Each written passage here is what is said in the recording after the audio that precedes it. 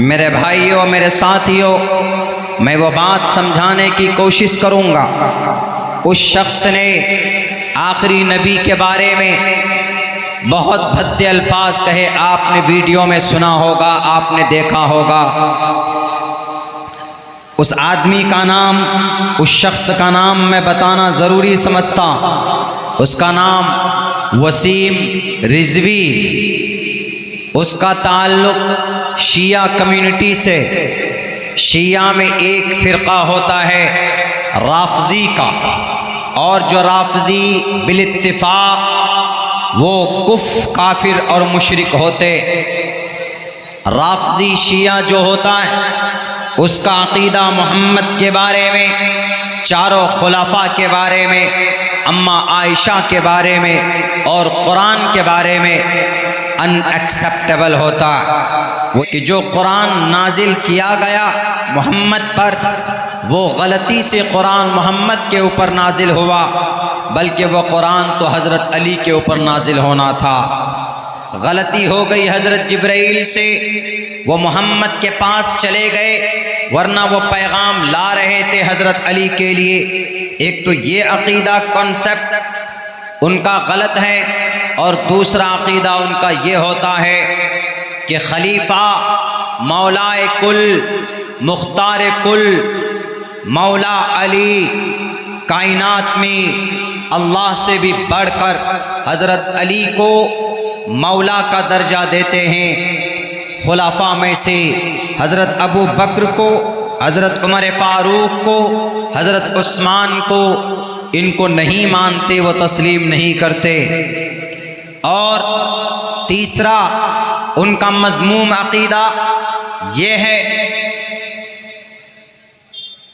उम्महातुल मुमिनीन अम्मा आयशा रज़ी अल्लाह ताला अन्हा के ऊपर ज़िना के वो तुहमत भी लगाते, जबकि हज़रत आयशा सिद्दीक़ा रज़ी अल्लाह ताला अन्हा की पाकीज़गी की को बयान करने के लिए अल्लाह ने पूरी सूरत नाजिल फरमा दी। मेरे भाइयों, 18वें पारे के अंदर सूरे नूर के नाम से है। जिसको यकीन ना हो, जिसको शक हो, तो वह उठाकर देख सकता है और पढ़ सकता है। तो ये राफ़ज़ी शिया का ये अक़ीदा होता है। एक अक़ीदा ये भी होता है उनका कि जो कुरान के 30 पारे हैं, ये कुरान पूरा नहीं है, बल्कि 10 पारे और छुपे हुए हैं। एक इमाम साहब लेकर एक गार में छुप गए, वो 10 पारे लेकर आएंगे क़ुर्ब क़यामत में। ये कुरान नाक़िस है, उनका ये अक़ीदा है, उनका ये कॉन्सेप्ट है। ये अक़ाइद कि ये कुरान नाक़िस, ये भी कुरान और शरीयत के ख़िलाफ़ अक़ीदा। चारों खुलफ़ा में से किसी को नहीं मानते।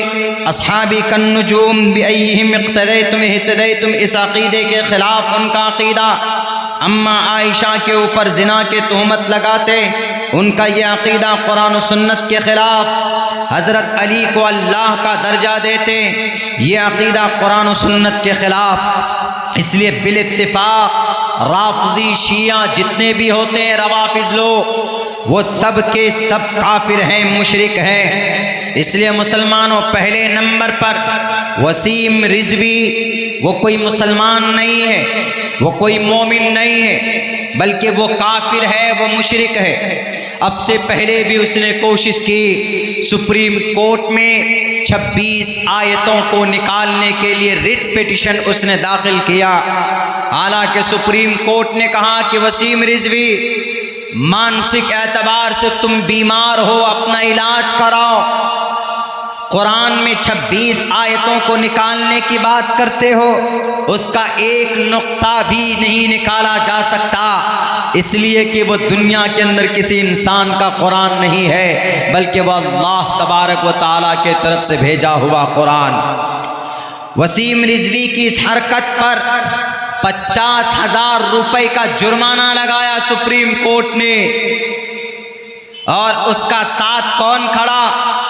वो एक लाल बुजक्कर साहब हैं, गाजियाबाद डासना के एक मठ के संत जी, जिनका नाम नरसिंहानंद जी है। वो खड़े हैं उनको पता ही नहीं कि वो क्या बोलते।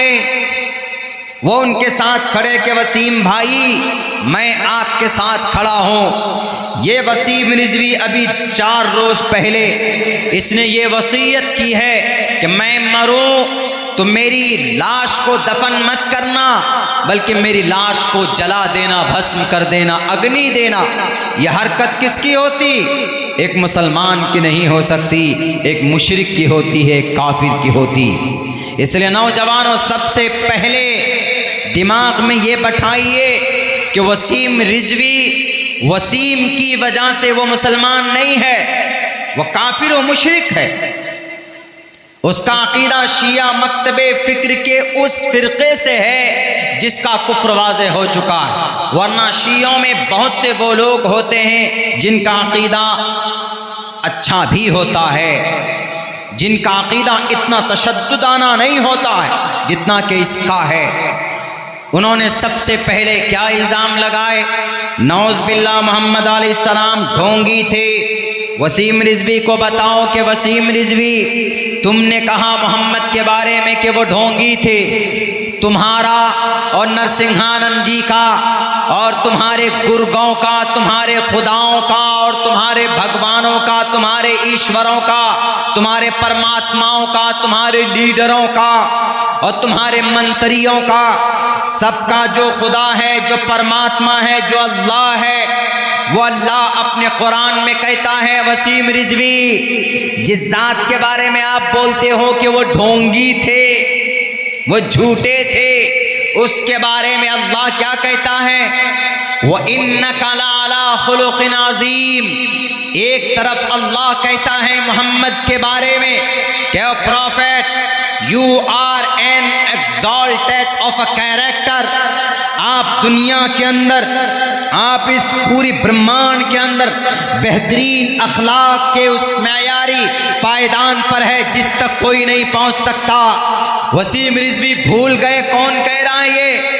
जिसने तुमको मनी के नापाक कतरे से पैदा किया, जिसने तुमको 9 महीने तक तुम्हारे गोश्त और खून के लोथड़े को, हड्डियों को बनाया, गोश्त बनाया, तुम्हारी खूबसूरत नाक और शक्ल दी, वो अल्लाह कहता है मोहम्मद के बारे में कि वह इन्नका लअला खुलुक़िन अज़ीम। ए मोहम्मद, आप बेहतरीन अखलाक पर है, आप बेहतरीन किरदार वाले हैं, आप बेहतरीन अखलाक वाले हैं। वसीम रिजवी, तेरी बात माने या तुझे पैदा करने वाले खुदा की बात माने?